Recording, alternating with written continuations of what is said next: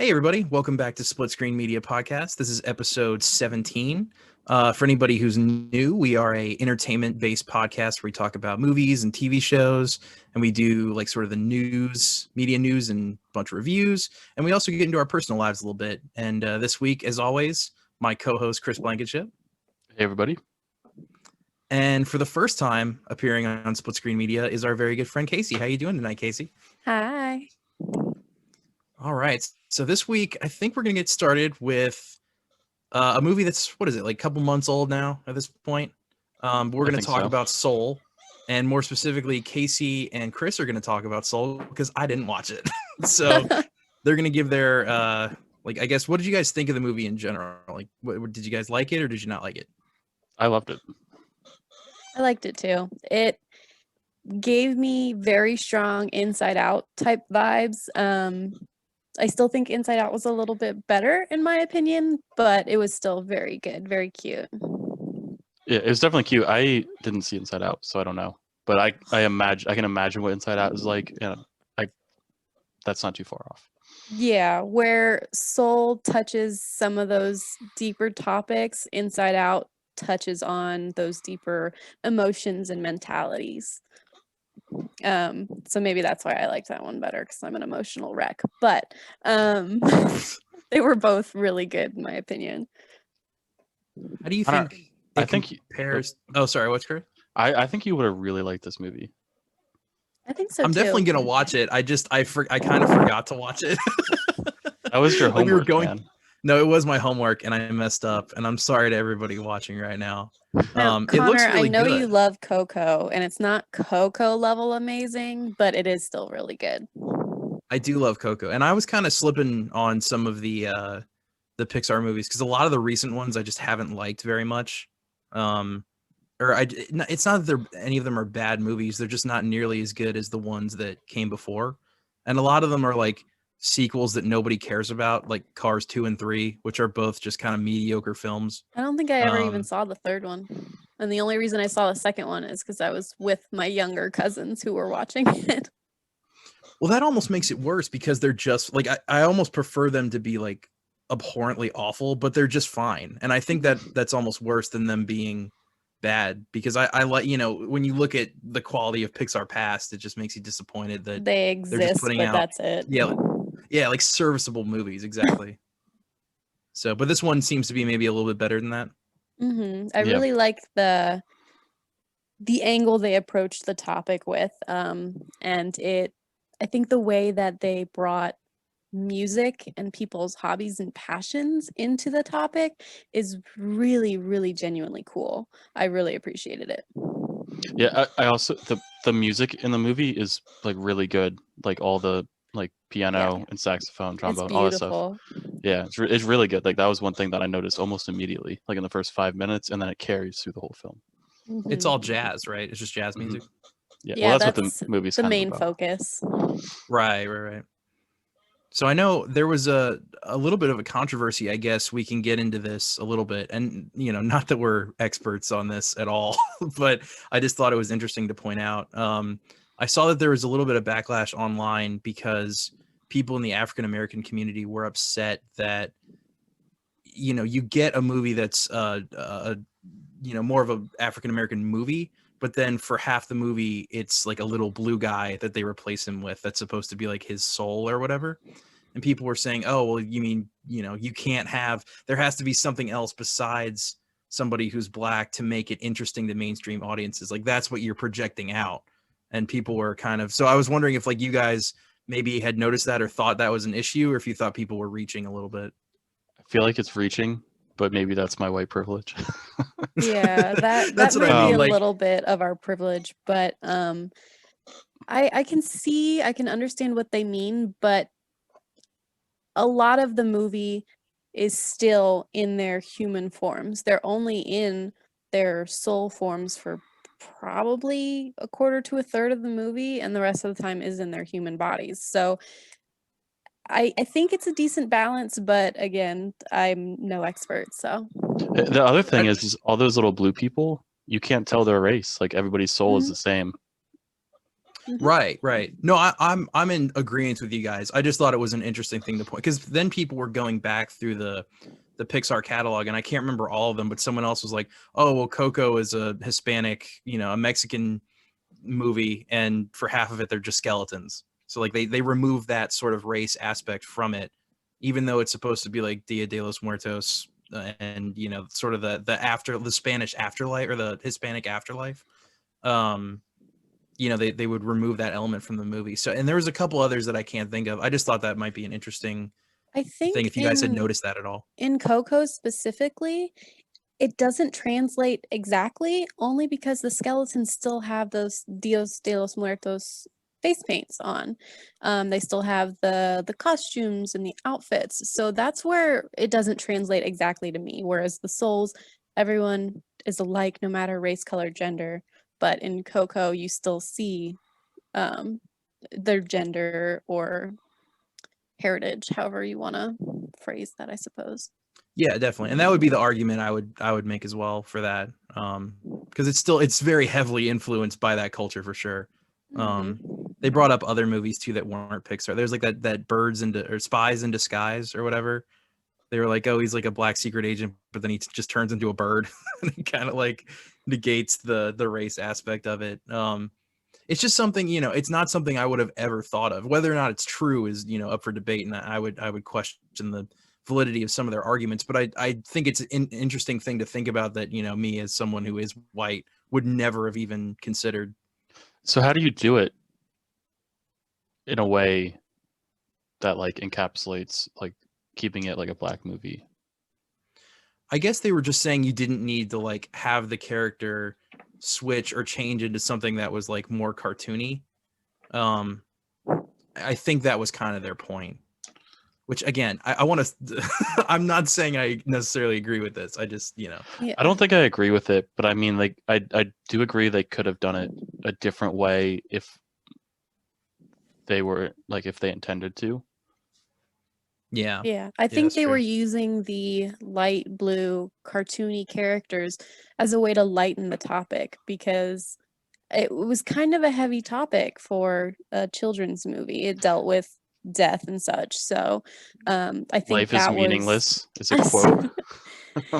That's why, Connor, I think you would like this movie. Ooh, perfect. Yeah. So my favorite topic. Like, I think that was one of their ways of easing that dark topic, is my take on it, at least. Okay. I don't want to spoil. Oh, what was you saying? Oh no, I was just gonna ask if it was better than the Lego Movie, the greatest animated movie ever made. Oh. Well, if it's the greatest, then nothing's ever better than it. Very true.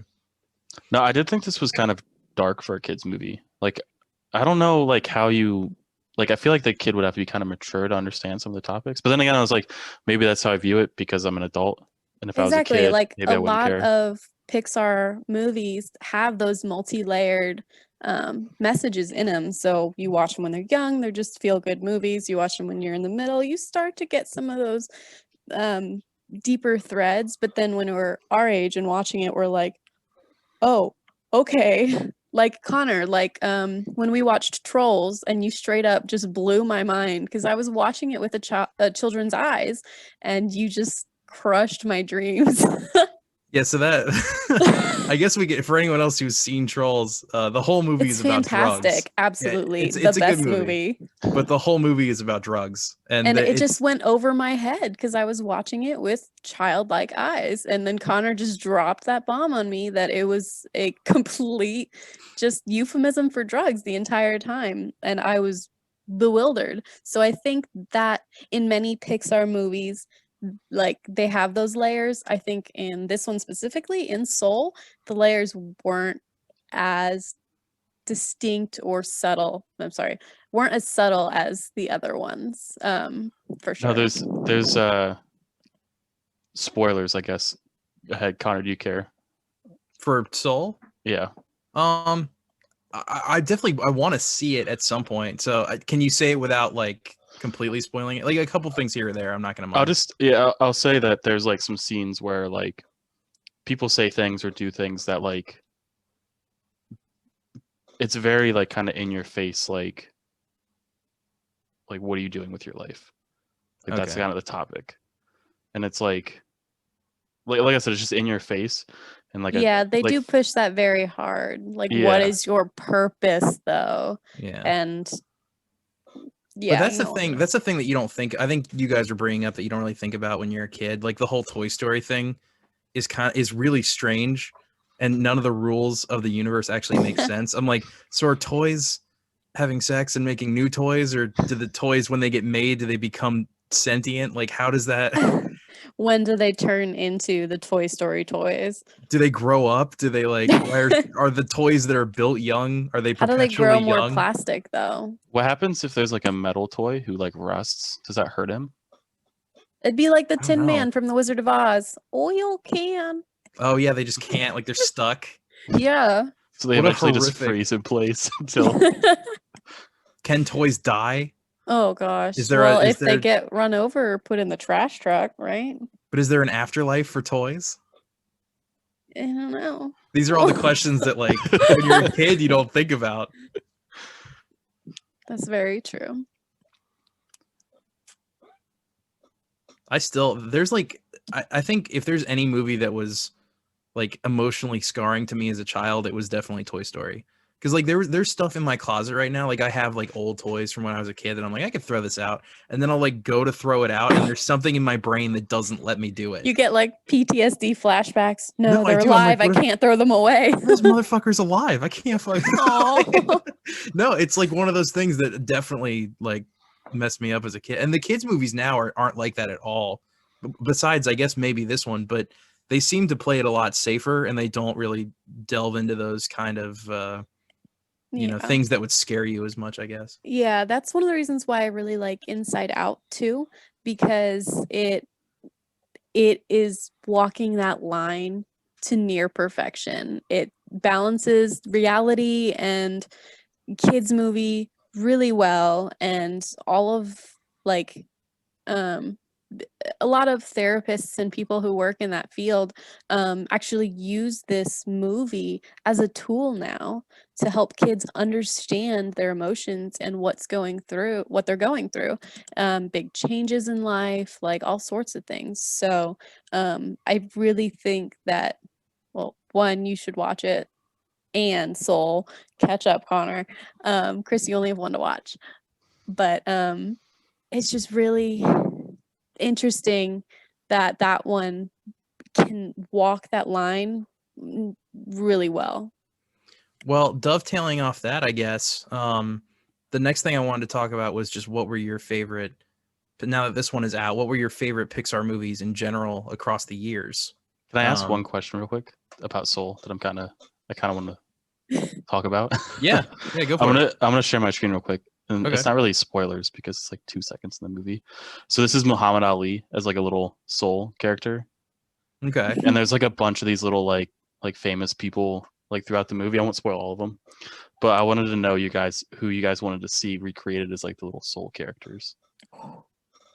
I'm gonna guess, because it's one, like they kind of go for low hanging fruit for this kind of stuff. So I'm gonna guess maybe Elvis is in the movie at some point.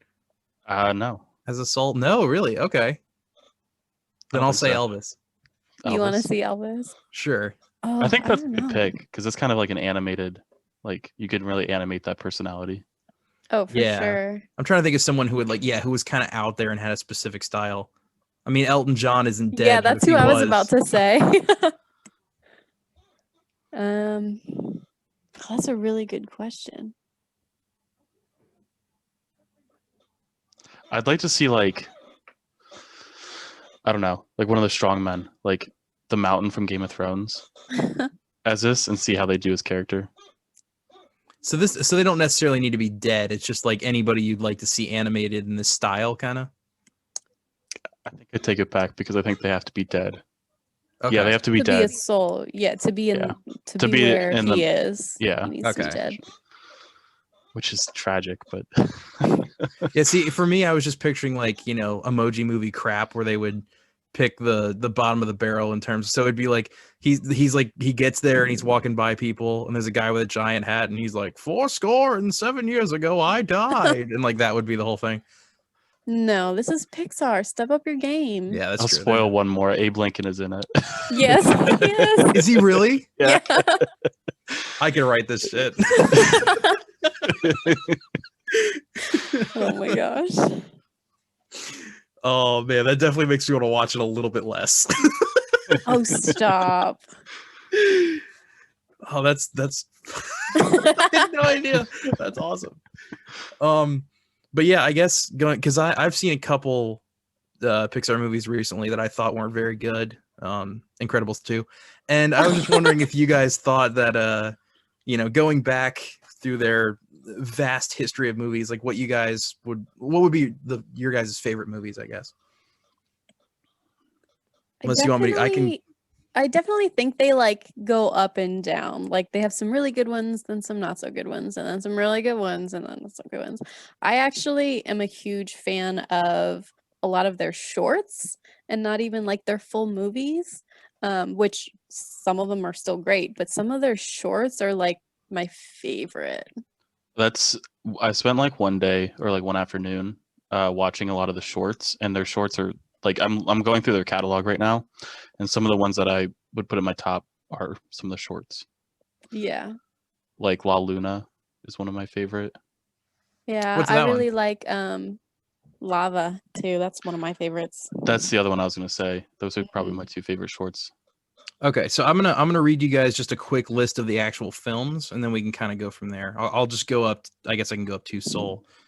So we have Toy Story, A Bug's Life, Toy Story 2, Monsters Inc., Finding Nemo, The Incredibles, Cars, Ratatouille, Wall-E, Up, Toy Story 3, Cars 2, Brave, Monsters University, Inside Out, The Good Dinosaur, which I don't think anyone has seen, Finding Dory, Cars 3, Coco, Incredibles 2, Toy Story 4, Onward, and Soul. I think it thins out after Up. I'll be honest. It really does. It really does.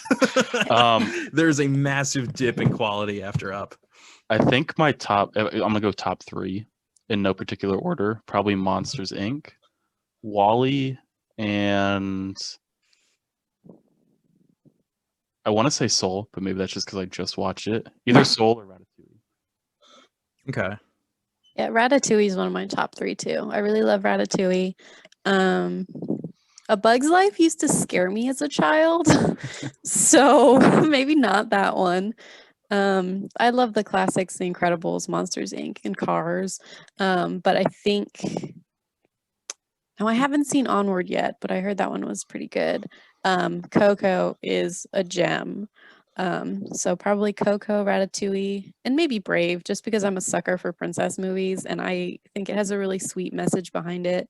And there's a lot of personal things that I really love and relate to it from it. So that's interesting. That's not really the list I expected from either of you guys. I Really? definitely thought you got Chris maybe more so, but I thought Casey, I thought you for sure were going to go a little bit older with your picks. That's interesting. Why is mine surprising? That's why I kind of took it back. I was like, Chris, yours was pretty Okay. like, what I yeah, expected. But I mean, I Casey's was do definitely love surprising. the classics as well. Like they'll always have a place in my heart, but I don't go out of my way to watch them. Do you know what I mean?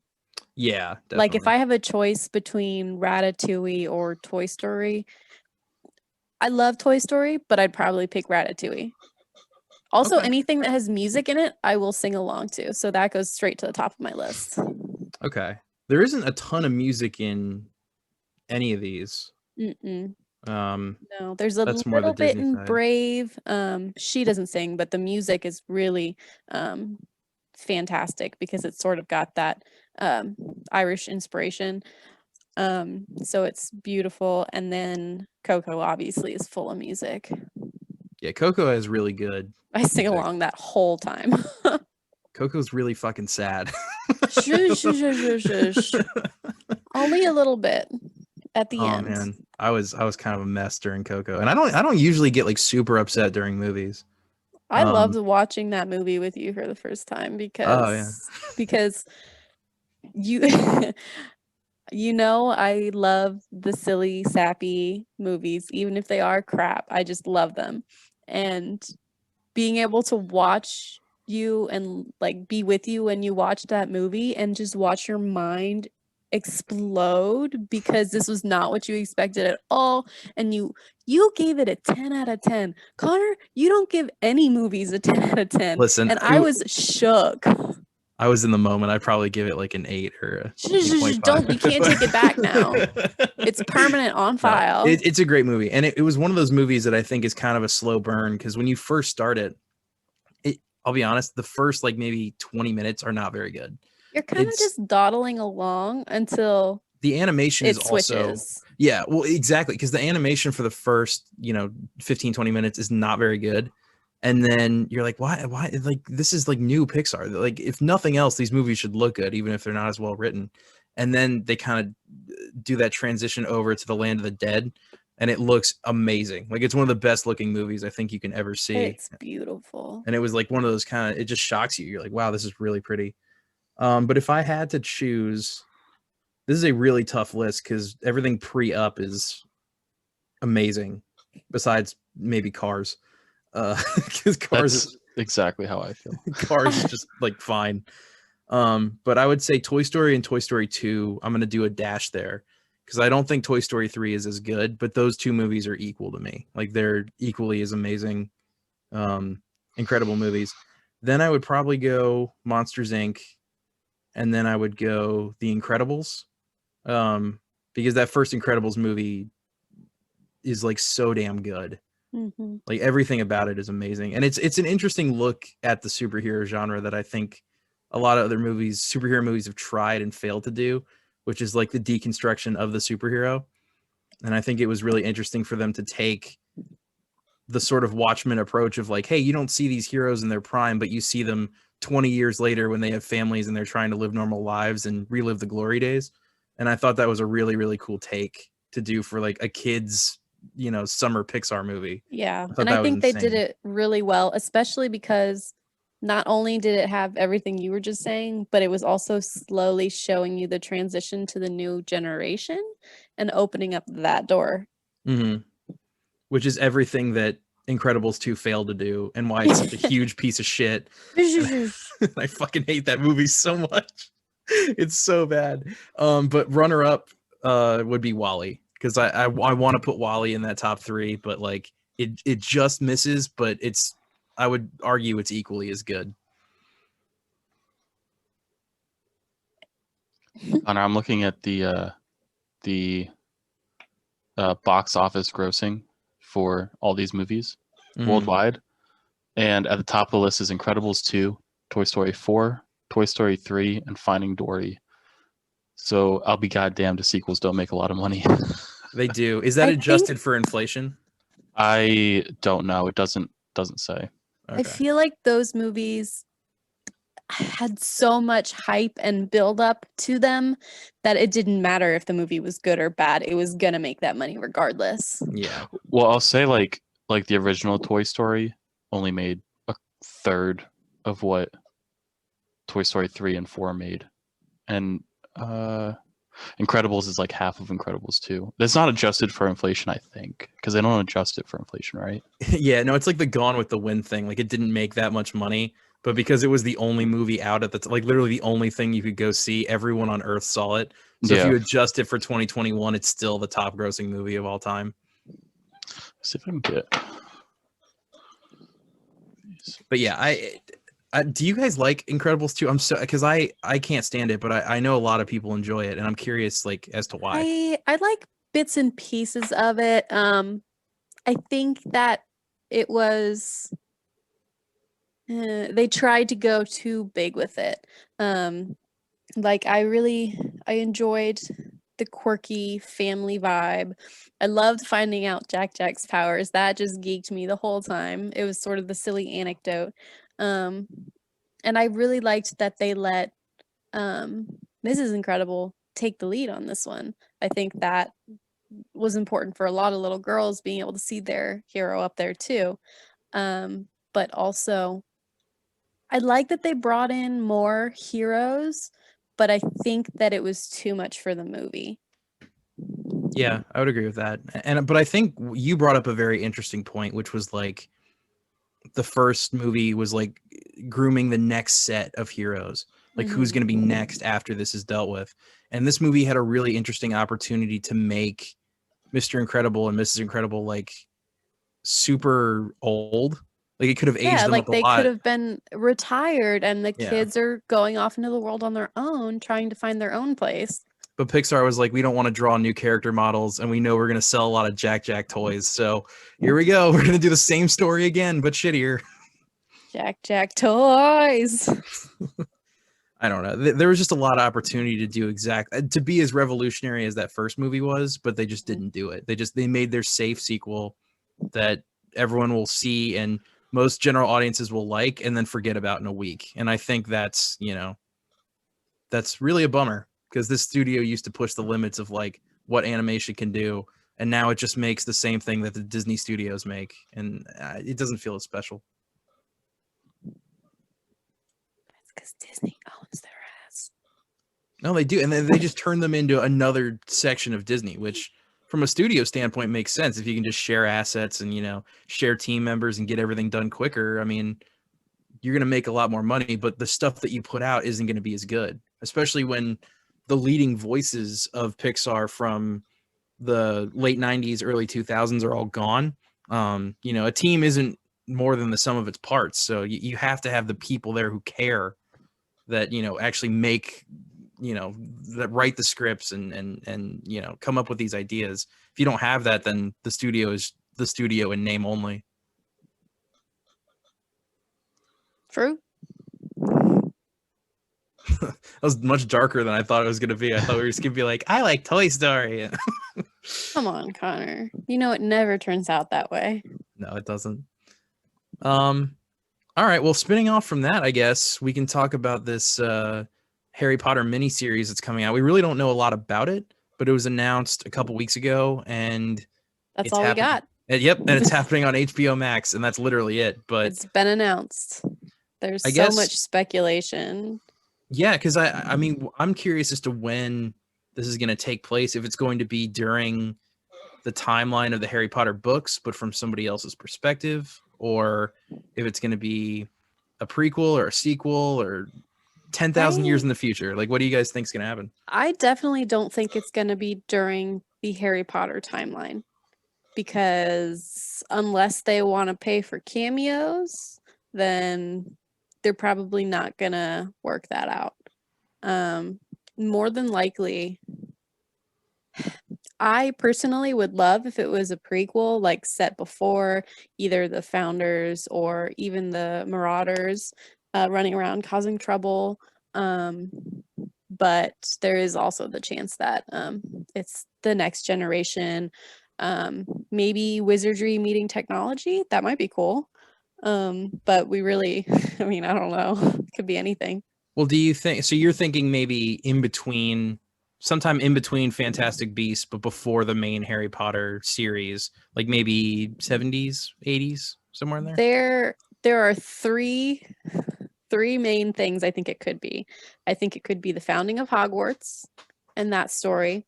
I think it could be Harry's father and the rest of the Marauders during their time at school, or I guess 4, next generation, where wizardry meets technology, or just muggles in Hogwarts, like seeing how they transition from normal life, our life, to a wizardry life. Okay. Chris, do you have sort of I mean, I could definitely see like them wanting to maybe start catching up with the times, because even in all the flashbacks from like the 1600s or whatever in the movies, like Hogwarts looks exactly the same. They're still writing with goddamn quills and ink. So well, I mean, everything they have is enchanted. So like they can enchant a wall to stay in place even with no glue, Oh yeah, and Hogwarts is supposed to be like this frozen in time thing. You're not really supposed to know when it's taking place. Yeah, exactly. But you think the kids go home and watch Netflix, and they come back and they're like, "What the fuck? I got to use a goddamn quill. That's why I think it would be interesting to see like muggles from today's era bringing their laptop to Hogwarts. What do you mean there's no Wi-Fi? That's a security risk. Yeah. Hell no. Bringing The hackers and Russian hackers in Hogwarts. or even their like gaming consoles or something of the like, even if it's just a little Nintendo DS or something, just to play games. Like what what else do they do? I mean, there's books, there's wizard's chess, and there's Quidditch. What else you got? Yeah, they don't go into the all the underage drinking at Hogwarts, do they? Yeah. Like there was a time before, video games and all that. I assume that's what they did.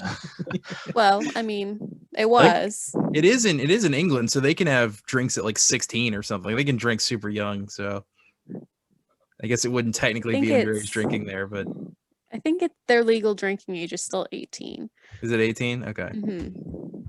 So they still can't. Well, that gives it more. It's closer to like when you would actually be underage drinking, like in college. So for them, it would be like 15, 16 would be like the appropriate age. Yeah, and I mean, Harry Potter was born in this world in 1980, so he goes to school in 1991, and he's 11. Yeah, the books are a little bit behind. Like when that books actually were released is behind in the timeline. Yeah, because Harry Potter basically happens in the 90s, but exactly, which David Yates forgot in one of the sequel movies when they go to London, and it's like it takes place whenever that movie comes out. So do you remember that? Like they go to London and there's flat screen TVs everywhere, and like because he forgot that it was in the 90s. I think that was one of the last two, wasn't it? One of the Deathly Hallows ones. Yeah. David Yates, the shitty director, is what I'm saying, and he should have gone anywhere near this series. But yeah. But yeah. So actually, 2019 was the flash forward epilogue at the end of the books. So his children just started going to Hogwarts recently in the timeline. So that could also be just the next generation at Hogwarts and see how that goes. Because they did that because all of his kids are in the Cursed Child adaptation, which for anyone who doesn't know is a play turned book that J.K. Rowling wrote, which was critically panned more or less. A lot of people didn't like it, but they might adapt that, or they could, nix that whole thing from canon and just say, no, that's not what we're doing. We're going to start fresh. We're going to make this TV show that happens afterwards, and this is going to be what actually happened, which I think probably makes the most sense after everybody also was not a big fan of that last Fantastic It might make the most sense, but that doesn't mean that's what they're going to do. No, it doesn't. And, but knowing that, what they're doing at Warner Brothers right now with like the Justice League movie, where they're like, yeah, no, that last Justice League movie doesn't matter. Now it's going to be the Snyder Cut. And Warner Brothers owns all the rights to Harry Potter. So them doing something like that, I think would make a lot more sense. That's fair. I guess we'll just have to wait and see. They didn't even like announce a projected era or date for release, did they? No, I don't think so. My guess is the next like 2 or 3 years is probably when it'll come out. Because usually when they announce, usually when they announce something like this and there's no cast, there's no plot or any sort of summary, it's just an idea that's been okayed. Yeah, that's someone in a meeting going, we should do a Harry Potter series. Someone else said okay, and then they announced that. I'm okay with it. I am really interested to see what it turns out to be. Maybe when they release the first like promos or whatever, you can have me back and we can gossip about it some more. Yeah, I'm tentatively excited. I'm more worried because I think they're not going to understand the concept of Harry Potter. And they might do like what you were talking about earlier before we started, which was like sitcom style Gossip Girl meets Harry Potter, which I don't want. Like I want it to be consistent with the universe. And if they did something like that, it would feel pretty disingenuous. Yeah. I think the only problem with keeping it in like the same energy flow of the original Harry Potter series is who's their villain now? Yeah, that's true. Because they're having a big problem with that with the Fantastic Beasts series. because they have Grindelwald, but if you read the books, you know what happens to Grindelwald. So it's not like nothing can affect the characters in the past because we know what happens in the future. So there isn't really a big threat with him. Mhm. So I really think that going forward, instead of trying to talk about what happened in the past, is the way to go for this series for sure. Give me someone new and someone interesting. Does there have to be a villain? Can it not just like build on the lore? Well, I feel like without a villain and without that mission or purpose, it's going to turn out sitcom-y. I think that's what people liked about the books, Chris, in general, was that there was an overarching villain of Voldemort, but then year to year there were like side villains that would come in and fuck shit up, and then Harry and his friends would have to do something about it. So I think that was kind of what they would want to go for. And again, how they would break it up would be interesting too, because would they do, season 1 is year 1, season 2 is year 2, or are they just going to tell a story from beginning to end? Yeah, I don't know what they're going to do. I like that a lot, actually. And it would actually flow along with the books too. Like year 1 was book 1, year 2 was book 2. So that actually would be really cool, because then each season you could have the little mini villain, and the overarching 7 seasons or however many could have the who level villain. So I think that would be a really cool way to do it. Yeah, especially if they are planning on remaking the entire series. Like that would be, that would probably be the way to do it. Do we know how many seasons are coming out? We don't know. We know nothing. It might be like a Watchmen thing where it's a limited run and all you get is 1 season and then the show's over. Or you get 1 season, see if it does well, and then okay, maybe 1 more. Yeah. Okay, maybe I hope 1 not. more. Oh, I hope not too, because some of my favorite shows did that, and I'm like, ended on are we renewing? Are we not? And then just nothing. So if they get canceled like halfway through, then it's not really like the closure you want. Exactly. And when it comes back, it's never as good. I'm looking at like, Community or Arrested Development or any of those shows where, after the cancellation, the quality dips pretty hard. Yeah. You can have funny episodes. Like what? I said, can you blame them though? We're done here. No, yeah. I mean, well, especially because a lot of the writing staff leaves, and that's the heart of any TV show is the writing. Those are the most important people in Hollywood, are the writers. So if someone's talented and they leave, then the show will never be the same. So true. I'll be interested to see what they do with this. I'm probably more excited for that video game that's coming out, just because I like the idea of it taking place sort of out of time with the rest of the universe. Just like, hey, you're a Hogwarts student that you create, you go on adventures with whoever's on Xbox Live with you. Like, you go to potions class, like that sounds like a lot more fun to me and a lot more engaging than. I'll be your potions lab partner. All right, perfect. We gotta get that. We gotta get the Half-Blood Prince's book. He's got all those cheat sheet notes in it. But yeah, that I'm pretty excited for, and then we'll see what the TV show ends up being. But I guess curious. Yeah. Does anyone have any like last thoughts on it or anything they want to share before we move on? How many likes does this video have to get for Joey to read Harry Potter? 2. Let's give it a realistic. Has he never read it before? He's never read it, and he has refused every time I've asked him. Is there a reason he's refusing? He doesn't like to read. Okay, that's a pretty good reason. Okay, let's say Joey audiobooks it at 10 likes. How about that? Yeah. Audiobooks would be fine. I mean, he'd have to pay for it though. I own all the paperbacks, or hardbacks, but you could get the subscription thing. They have like the Amazon I have it thing or whatever. Well, that's perfect. Then yeah, you can do that. I don't have Audible. I have the other one. It's escaping me. The Kindle one. Kindle. Oh, okay. Yeah. Because the Audible one is where it's like it's like you pay a certain amount a month, and then okay. Yeah, I have Kindle Unlimited, but not Audible. So basically, he's got to figure it out. 10 likes, and he at least tries. First book, yeah. First book. Yes. I'm so excited. Is he there? Is he with you to agree? No, he's in the bedroom. Oh, okay. After this, you have to get him to commit to that. Yeah. I'm promising him right now. I will do on behalf of him. So everyone watching, 10 likes. Joey has to listen to Harry Potter like a child. He has to get through the first book, which, ironically, like a child, I actually read the first Harry Potter book to the baby girl I nannied last year. So I thought you were going to say to Joey. No, no, to the baby girl I nannied. I read her the first book. So we're going to make him take an AR test after this. You guys I ever missed have those that? AR tests. I never had to do them. Dude, I bullshitted lucky. every year because every year it would reset and I would just do all the Harry Potter books, which were like 38 points each. Oh my gosh. We had bullshit where we had to do like half a point or 1 point every week. Oh, wow. Oh, really? So you just found the smallest book and took a test on it. Yeah, you're in there on the green eggs and ham tests. Yeah. Like there's no point in doing like a Harry Potter book every week. Like that's insane. Yeah.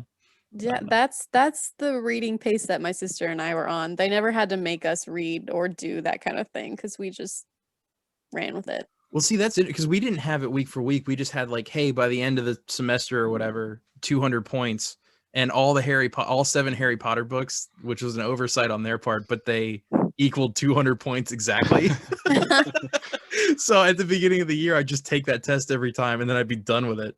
Did you get prizes for the points? We did, yeah. We got like little like Scholastic book fair type shit for it. I read this blurb online somewhere, probably from Reddit, where it was a kid who, I don't remember how the story started, but basically one year he was being vindictive with his AR points and he waited and waited and waited. And he read all his books, but he didn't take any of the quizzes.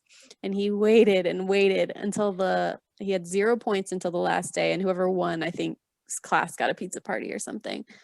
And the very last day, he sat down to take all of his tests and went from 0 to like a ridiculously high, like record number for their school. And basically was saying suck it to the person who was in second place, who usually won or whatever. And I was like, the amount of like thought and planning that went into this is incredible, and it's the level of petty that my sister is. I have a story kind of like that. I don't remember, it was like 4th, 5th, or 6th grade or something, and every week they chose one kid from each homeroom, and like they had a race to like whoever had the most AR points, and they had this like track thing, and they had like each kid's like photo and put on like a body, and so every time you got like so many AR points, they'd move your guy. I guess this way, they'd move your guy. And I remember like it was my week, I think it was like the 1st or 2nd week, and like people would read like 2-point book, 3-point book, but all week I was reading like a huge like point book. So I took it like test on like a Thursday or Friday or something, like right before like the points were totaled, and I like just gained all these points and went from like dead last 0 points to like first place, and I won. I rocketed. I forget what I get. There was like a trophy, and I had like, I don't remember what the like, they're like the sour, not bottle caps. There's some candy that was involved with it. Baby bottle. You got to pick whichever girl you wanted. Pop. Yeah. Yeah, that was the AR points get you bitches. Swimming in pussy from the AR points. Oh my god. Oh man. I kind of forgot that was a thing though until just now. Like I pushed it out of my brain, but that's funny. The also, things we block out from our memory. Is it a repressed memory? I guess. I don't know. Speaking of repressed memories, let's talk about the Super Bowl. Yeah. I want to forget it. That was not the game I expected at all. No.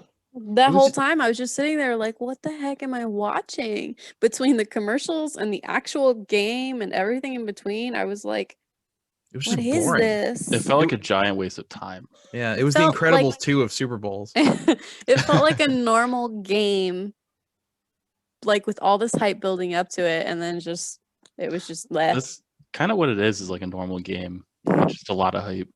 Yeah, but usually you at least get a little bit of excitement. You get a little bit of that hype back. But this year we didn't, between everything. No, because it wasn't close at all. I mean, the Bucks just stomped on the Chiefs this year. like I said, I was shaking my head. Like, what am I watching? Yeah. Short Those are the quote, games I only hate, one too. to. I'm the only one to pick the Bucks to win that game.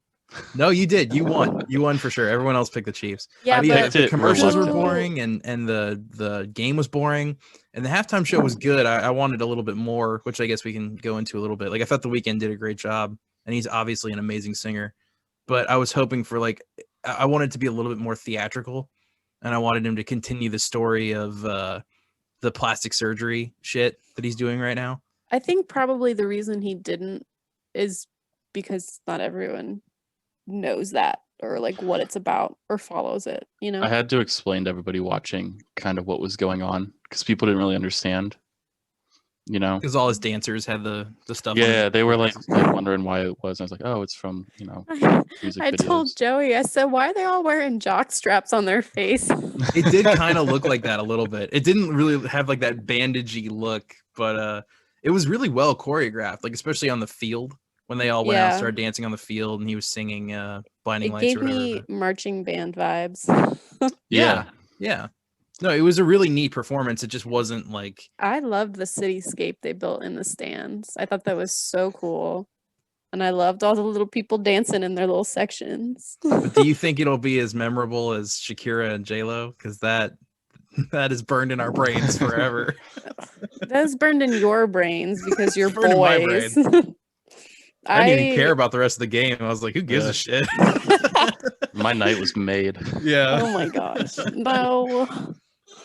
They're both looking good for 50. Suey. Do you looking better than you at 25? Hell yeah. Ooh, oh, damn. I wouldn't argue with that. You know why? Because they have money. Yeah, exactly.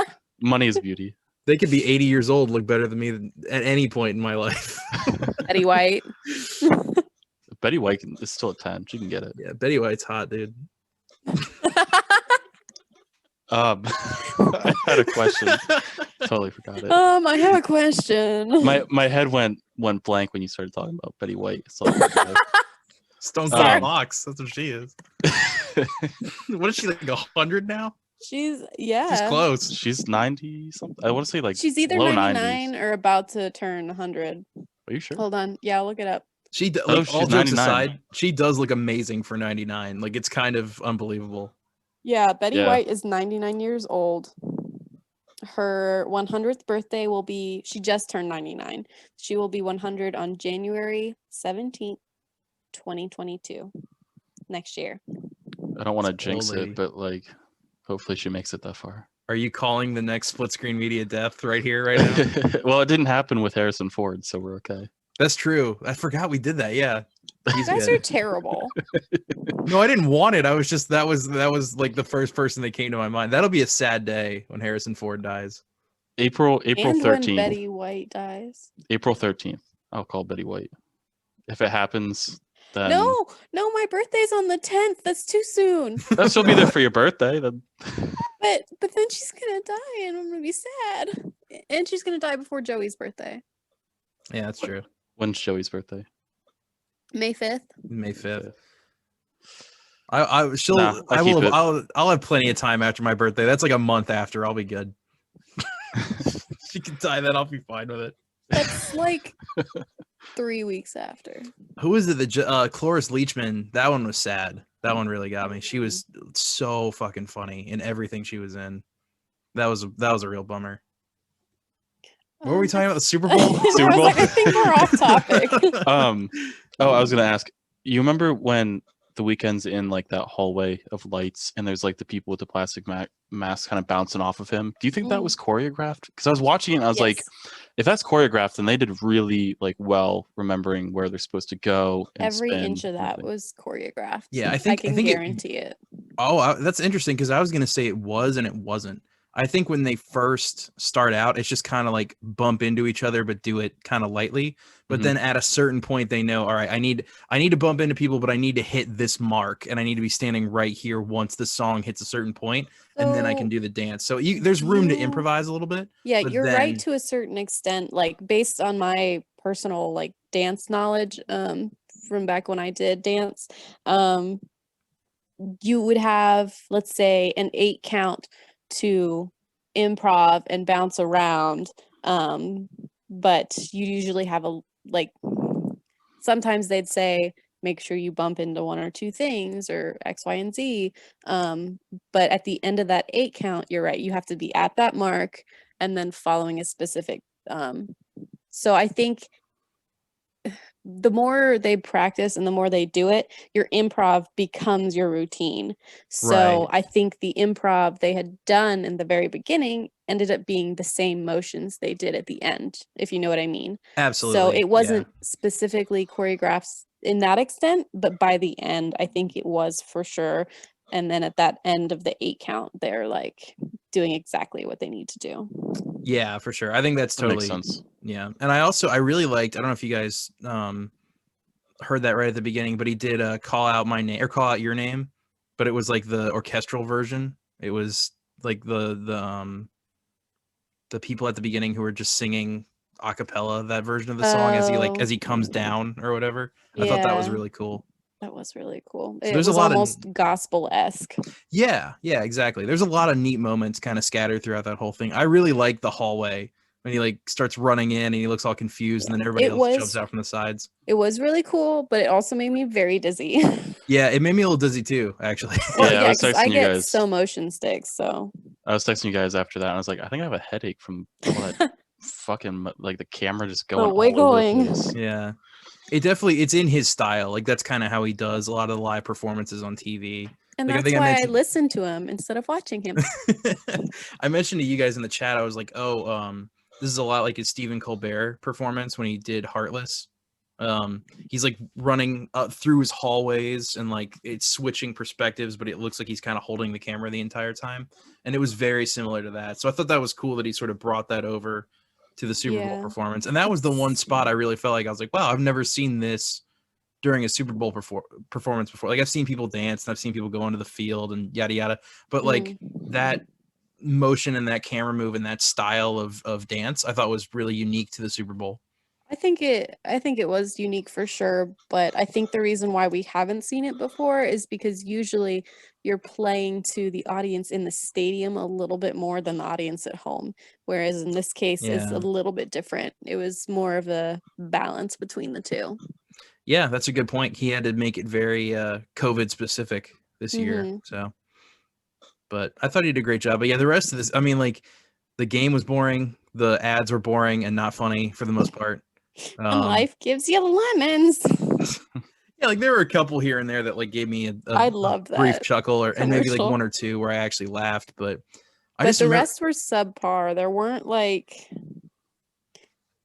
the classic Doritos or Clydesdales or other silly ones like that. Like my family still jokes about old Super Bowl commercials, and I can guarantee that none of the ones from the other day are gonna be those long-term commercial jokes. Yeah, they won't have that lasting impact. And I thought it was weird too, because this year in particular, I thought a lot of the ads during normal football were super funny. Like that At Home with Baker Mayfield was hilarious. I love At Home with Baker Mayfield. And the ones where it's like, we can prevent you from becoming your parents. I think it's a progressive ad. Joey loves those too. Those were also really funny. And I was like, I thought we were just going to get like more of that, or like a, and then we didn't see any of them. To something like that. Yeah. And then you didn't get any of that. Instead, it was just like, hey, here's Cardi B and Will Ferrell doing something kooky. Like it just, it's not funny. I don't know. Will Ferrell, by the way, looked super old. He did look super old. He's been aging for a while. He is grayed out, and I was shook. I don't know if you guys have seen this. It was kind of all over Reddit yesterday about that GM commercial with Will Ferrell, about how GM lobbied for or lobbied against electric vehicles pretty much up until like last year, or this, basically when Trump lost the election and Biden was sworn in, and now they're on the electrical vehicle boat, but they've been lobbying against it for decades actually. Really? I didn't know that. There's like I forget who the video is by, but I'd look it up, and it talks about the whole problem with that whole ad, because they made an electric vehicle in the 90s or something, and they basically stopped production. No, fuck the earth. Yeah, they had a bunch that were literally produced and could have been sold, and people were like wanted them. And I forget which celebrity, Tom Hanks, I think, went on one of the shows and was like, "Yeah, I drive this GM electric vehicle, and it's great, and it's fast and all this other stuff, and people were like begging for them, and then GM shut it down because they finally got some bill passed, California bill passed, that they like emissions bill, and they're like, oh, we can make gas guzzlers again, cool, new Hummers.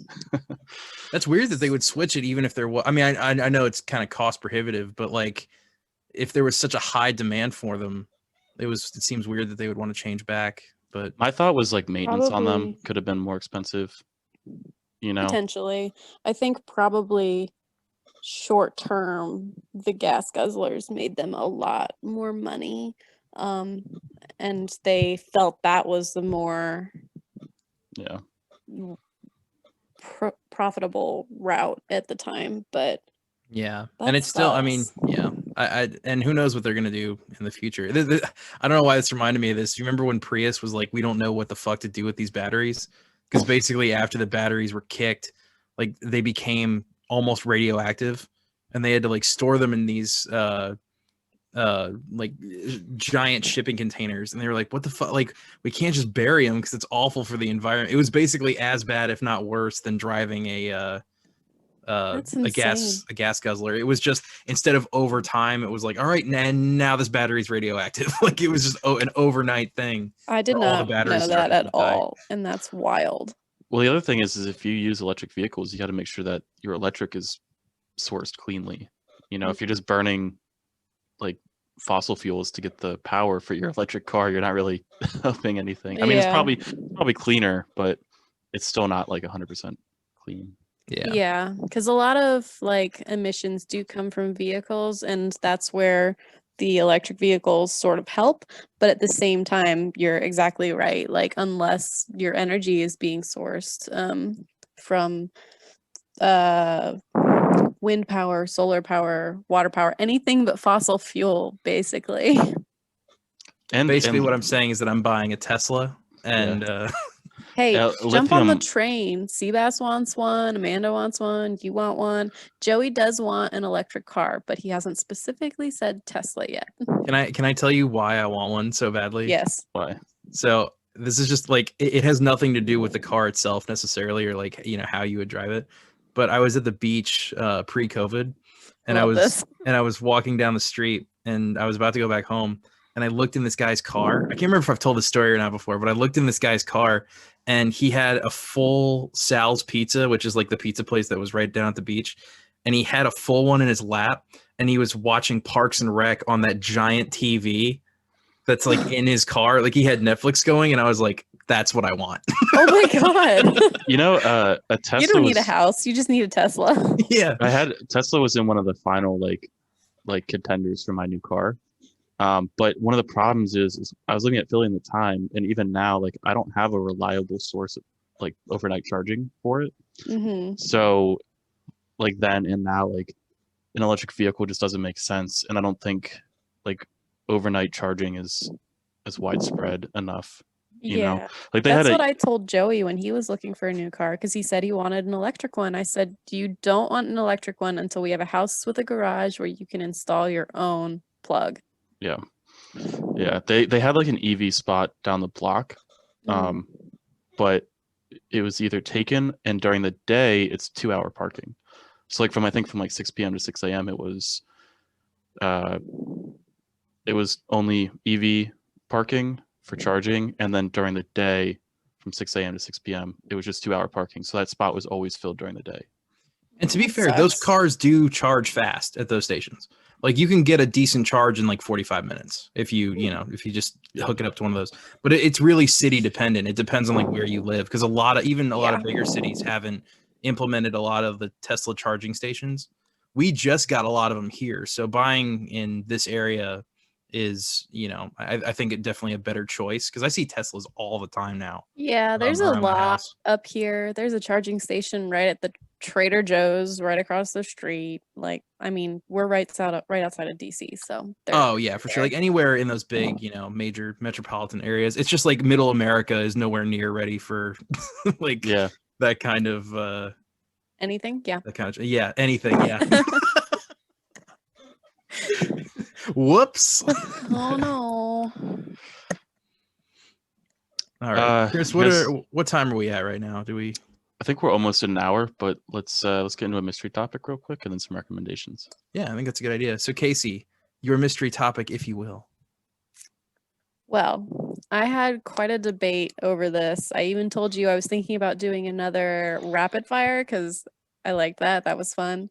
But then Joey told me that today is actually National Pizza Day and told me I should ask about pineapple on pizza because he knows what Connor's views are, but he doesn't know what Chris's views are. I thought you were going to ask if like deep dish was a pizza. Well, we can get into that next. We can do that too, yeah. But okay. Just I got thoughts, but I think pineapple 100% belongs on pizza. I think any topping belongs on pizza, however you see fit. If you like it, it belongs. Yeah, I'm an accepting pizza topper. I like pineapple. I'm with Chris. Yeah. I think there's stuff that I don't like personally. Like I wouldn't start throwing seafood on there that people do. Yeah. I think it's kind of gross. But I had shrimp on pizza once and it was weird. It was way weird. No, that sounds gross. Anything like even the anchovies or sardines, like I wouldn't do that either. Pineapple belongs to me because like the sauce is so savory. You usually have ham or some other meat on there and it's very salty. And then the pineapple is so sweet and it's just perfect. Yep. Yeah. Like a Hawaiian, like ham and pineapple is what I I think to add of. a little bacon on there too. Oh, bacon is a good point. Yeah. Yeah. Switch out even if you just switch out the ham for bacon. Oh my God, it's indescribably amazing. Or you just keep adding more on, and there you go. They made a joke in Deadpool 1. Like at the beginning before he turns into Deadpool, he's like ordering a pizza at some other guy's house that he's threatening, but he orders pineapple and olive, and he was like, "Oh, it's the salty and sweet," and I was like, "Huh." And I ordered that pizza, and it's fucking delicious. It's so good. Wow. Yeah, it's amazing. I don't know if I like olives or not, but we do a lot of homemade pizzas here, and they throw olives on almost every pizza, and it's actually really good. I love olives on pizza. Actually, they did an olive and anchovy one. It wasn't too bad, I will say. Okay, so but because olives and anchovies kind of taste the same with that, like it's just salt. Yeah. I think anchovies are way saltier, but yeah, no, for sure. But it's that same like spectrum, like flavor spectrum, I guess that you're going for. So we're all in agreement. There's no debate here. No, I don't think there is. So back to your question about deep dish. Is deep dish a pizza? Because I say no. Absolutely fucking not. Really? I think. Yeah. Well, hold on. Before we decide if it's a pizza or not, do you guys like deep dish pizza? No. And I like that might influence my decision. Okay. I hate deep dish. I like all of them. Like I've had New York thin crust. I've had Chicago deep dish actually in Chicago, and I've had normal pizza. I personally like the normal, like regular crust. I don't like thin. But I think deep dish, from what I remember, it was just a lot of sauce, which isn't a bad thing, but like it almost felt more like a piece of pie to an extent. Like I didn't quite know how to eat it. Yeah. Okay. That's a good point. It was still delicious. Yeah, I'll say this: pizza for me, pizza is pizza. Like it's all delicious. I love it all. I do think deep dish is just extremely delicious. Because it's pizza but more. Like I don't know what it's super pizza. It's super pizza. It's sloppy pizza is what it is. It's a pizza lasagna. Yeah, that. But I would still. There's nothing wrong with sloppy pizza. Tacos are sloppy. Sloppy Joes are sloppy. There's nothing wrong with it. The more messy, the more delicious. Ribs. There we go. No, I agree. But Chris, I wrestled with that for a while because for a little bit I was like, no, it's not pizza. It's more like a casserole, like a pizza. Like pizza a lasagna, like you were saying.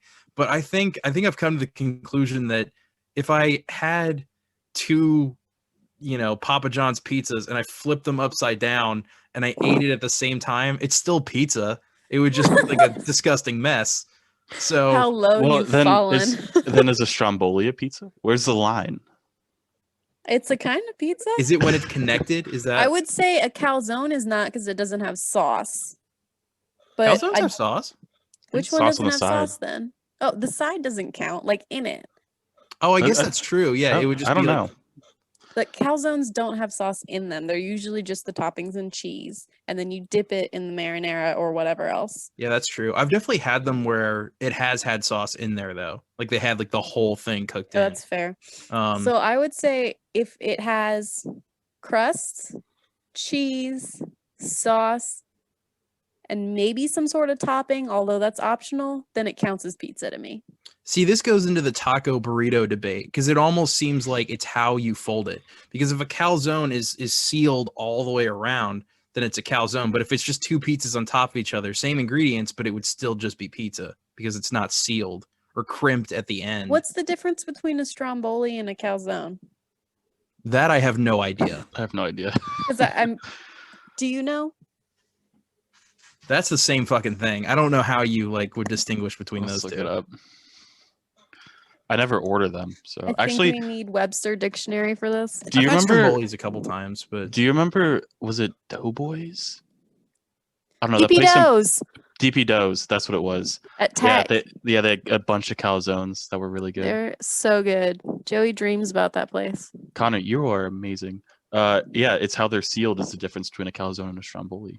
oh Really? wow, really? This What literally is it? draws. This is exactly like the conversation you. Share. They say, if you want a very straightforward comparison, here you go. Calzone is like a taco. Stromboli is like a burrito.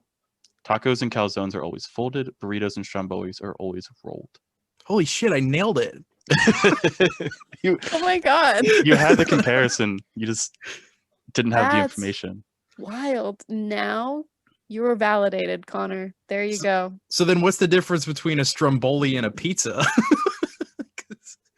It's still It's a all rolled. wrapped up. It's a rolled. It's the It's way still the it's rolled? rolled. Okay. Yeah. Okay. Is I just imagine you rolling up a slice of pizza, then cutting it in half, and you got a pizza cinnamon roll. Mm. It's not what Dessert it is at pizza- all, but it Dessert sounds pizza delicious. is delicious.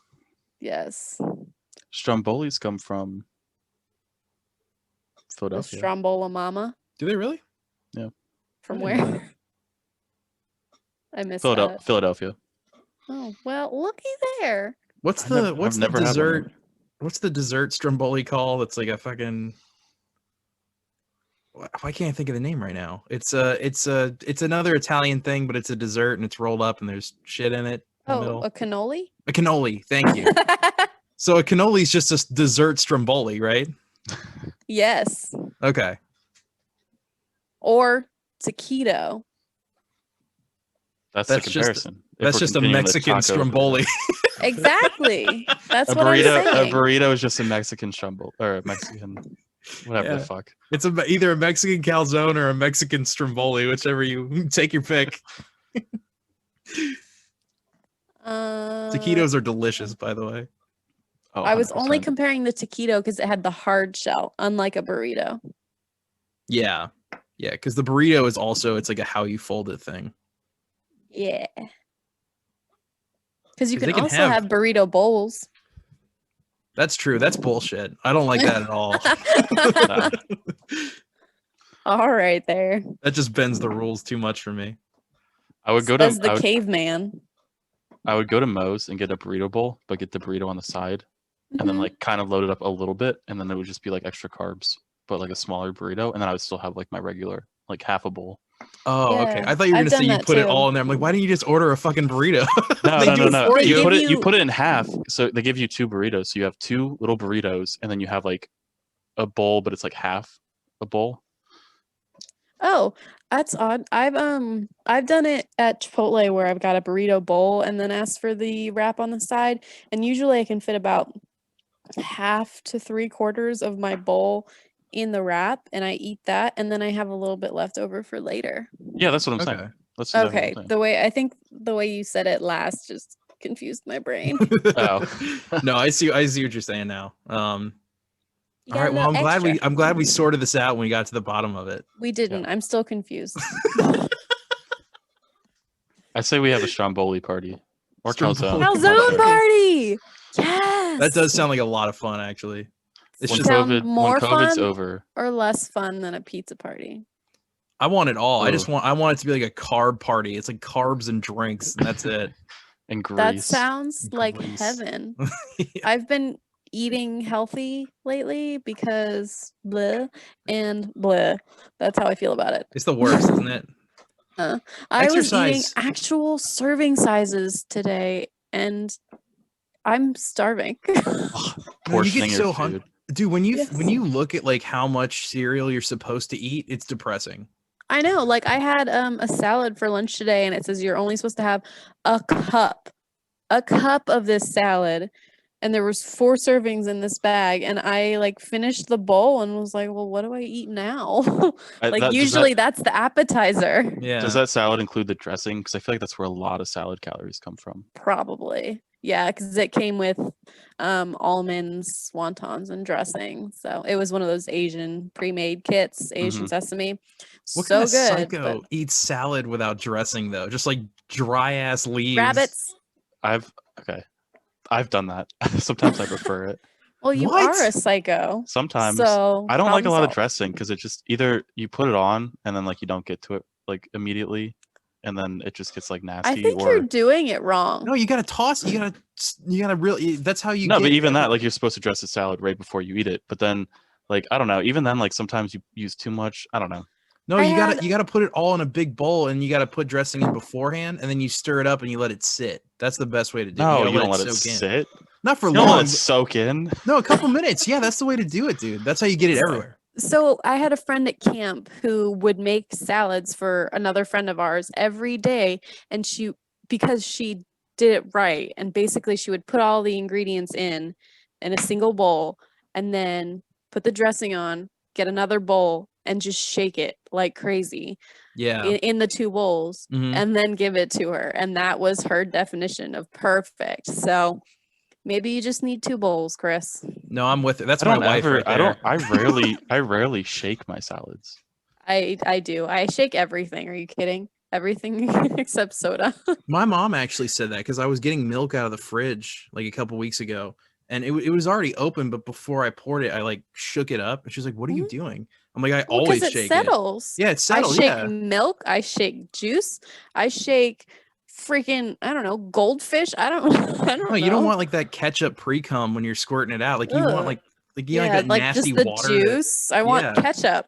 Yeah. I shake everything. I It's shake obnoxious. my ketchup. I don't shake my milk, and I actually don't shake my juice, which is bad because I can literally It see the settles, settling. yeah. I know, can yeah. see it, and I don't shake it. Juice, if nothing else, you should shake juice because that's Yeah. gross. Or I mean, have I'll shake- even shake like my salsas and stuff because Yeah. I'm like, gotta mix that shit back up. No, same. Hmm. I do that too. I rarely shake stuff. You should Interesting. shake Orange more. juice. It's fun.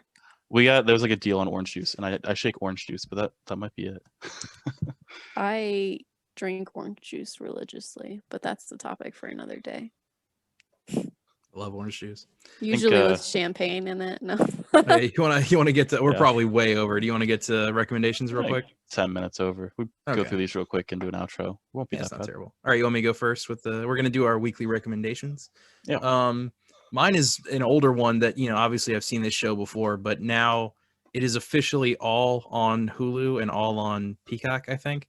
But up until this point, it has only been in like weird sections online, so I've never been able to watch the whole show. But I'm going through Modern Family right now, which is hilarious. It's a really well written show, and it's super funny. And I think what makes that show is the actors and the way they play those roles. So Modern Family, I guess, is mine for the 3 people out there who haven't seen it. You can watch all of it right now. I haven't actually. Oh, you would love it, actually. I think you specifically would really love it. Yeah. Okay. Yeah. I've seen like bits and pieces, but never like the full thing. Yeah. If there was a show to recommend to you that you hadn't seen, I think it might actually be that one because I think you would really enjoy it. Cool. Yeah, I've seen episodes of it here and there, but I've never actually like sat down and watched it. Followed the storyline too much. It's super good. But Chris, what about you? Mine would be the McDonald's spicy nuggets, but you have to have the hot sauce. I got them today for the first time. Spicy and I tried nuggets them. and spicy sauce. So the spicy nuggets aren't that spicy, like by themselves. They're kind of just like no, they're really not. They're really just like chicken nuggets. But then if you get the hotter sauce, that will make you sweat. Yeah, okay, but I think everything's spicy. So Oh. I think What hot pepper sauce? is Like buffalo spicy. sauce? No, it's specifically called like hotter sauce. Like that's what you asked okay. for. And it's like I guess it comes with these nuggets. That's what I got anyways. And I tried a nugget by itself and it was like a normal chicken nugget. Wasn't even that spicy. And then you try with the hot sauce and it's pretty hot. Like for McDonald's, I was a little surprised. I gotta be careful with those McDonald's sauces, dude. There was one time I was going on vacation for a weekend, and I had the buffalo sauce at McDonald's, and I eat buffalo sauce a lot. Like it's always fine, but like my stomach was fucking torn up that whole weekend, and I don't know what it is about theirs specifically, but like, goddamn, blew me up. It was a bad deal. So eat McDonald's, everyone. Well, this is my recommendation. Get a cat. Temptations, is that your recommendation? No, these are actually greenies, but she loves them. Does it have like catnip in it? Is that why she's so? They're like the teeth cleaning one. Oh. Hold on, come back here, you. Why don't humans have like teeth cleaning food? We do. We're sentient enough to brush our teeth. Try to Yeah, I guess that's fair. See, say hi. It's like the dentist sticks that I give to Mumble.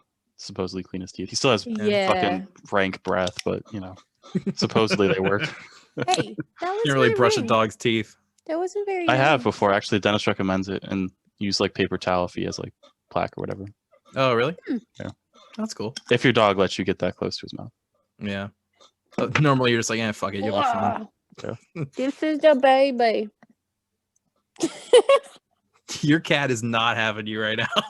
Well, it's because I was giving her treats, so now she thinks it's playtime, so that's why she won't let me hold her. Oh, okay. But she's still pretty darn cute. So that's your recommendation? Get a cat? Yeah. They make the world better.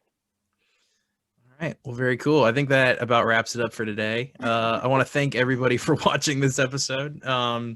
Really appreciate it. If I guess I can give a little update on the contest for anybody who hasn't seen Facebook or checked out the social media pages. But we're still doing the Shave Connor's Head 2021.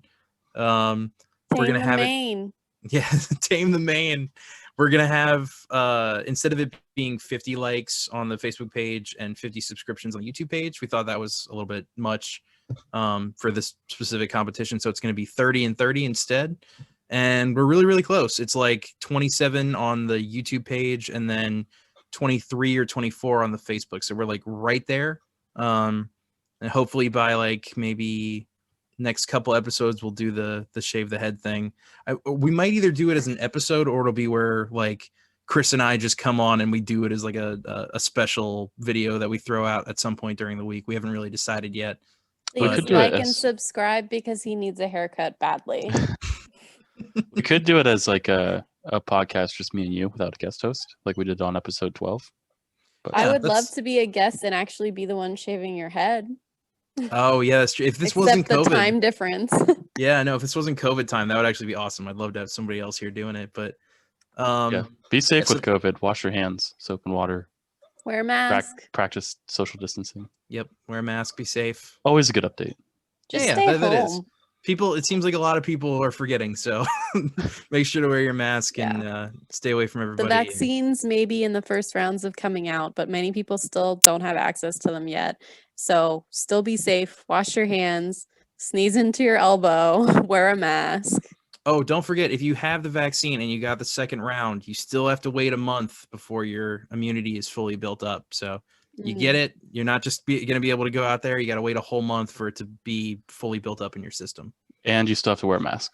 And you still have to wear a mask. Still have to do all the same things you were doing until the herd immunity kicks in, which I think the number is like 75% of the community has to be vaccinated and have it built up in their system for the herd immunity to fully kick in. Yep. That's great when 50% of people... Anyway, never mind.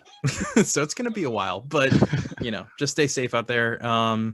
Thanks again for watching. Really appreciate it. Like we said before, like and subscribe. Comment if you want to see anyone in particular come back, like Casey. I'm the best. Or comment if you want to be on the show yourself. Thanks so much, guys, and we'll see you next time. Bye, everybody. Bye.